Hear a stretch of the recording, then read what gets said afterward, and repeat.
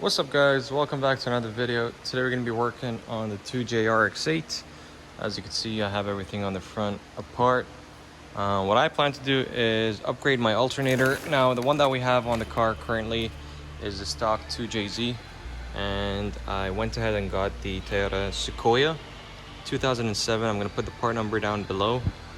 From what I know is it's going to be plug and play. The only thing we're going to have to make is the harness at the back, tie up 3 wires to our current setup. But this is 150 amp. My alternator is definitely going out with the amount of stuff I have on the car.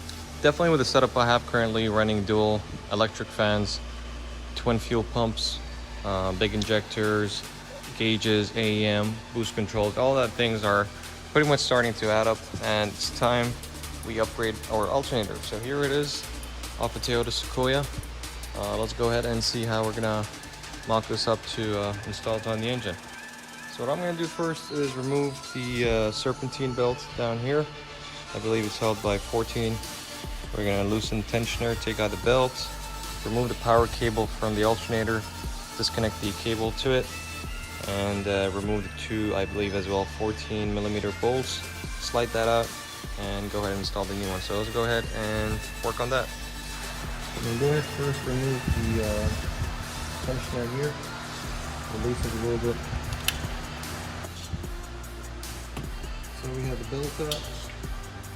Next we're going to go ahead and disconnect the plug. I'm going to go ahead and remove the bolt here. I believe that's a 12mm. You want to make sure you disconnect the battery. You don't want to short this anywhere. My battery currently is disconnected. I'm not too stressed.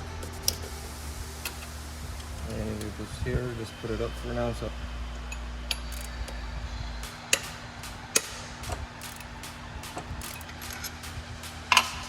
another one holding it down.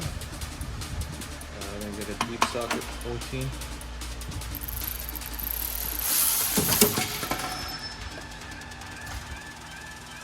So here we have the old alternator. This is the new one. The only difference I see is this plug here, or this ear here. I might have to shave this down, but I'm going to leave it if it's not going to interfere with anything. If it doesn't, I'll go ahead and leave it down. So let's go and see if this is going to go in. Yeah, I'm going to go ahead and shave it down.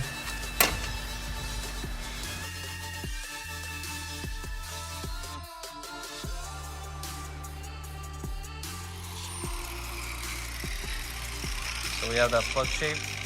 We're going to go ahead and install it now, and then we're going to do the wiring on that. As you can see now, they're almost the same height, so let's go ahead and install this and see what the difference is. So that's pretty much it. You just have to shave it down until it matches the original height, and now we shouldn't have any issues. Just make sure this is flat, and that's pretty much it.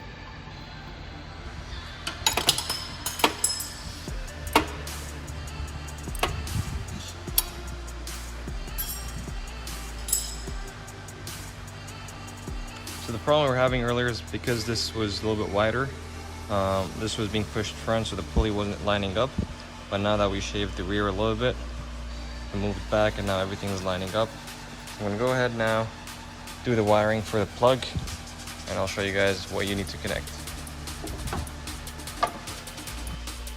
Alright, so for the wiring, what I have to do is pretty much go from number 2 on the plug to number 2 on the plug here. So let me show you. You guys don't get confused over here. So this is our old connector from the 2J alternator.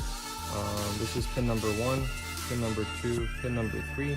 Pin number 1 is usually the L, pin number 2 is ignition, number 3 is sense. So if we look at our plug here, pin number 2 on the plug, which is black and yellow in our case, is going to go to our number 2 on the 2J connector, or right now on our car, which is the red and green, I believe.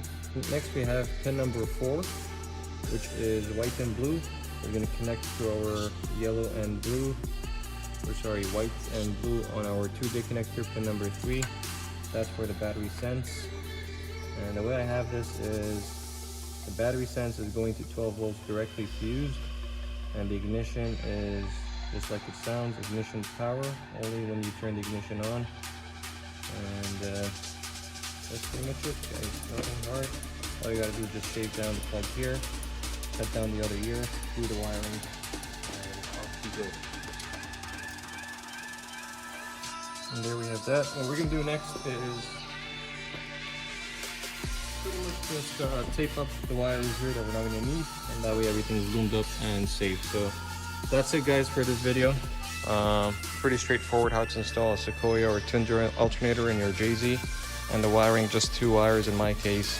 One goes to 12 volts direct, the other goes to ignition, and yeah, that's pretty much it. I hope you guys enjoyed this video. If you have any questions, please leave in the comment section below, and I will get back to you guys as soon as possible. Peace.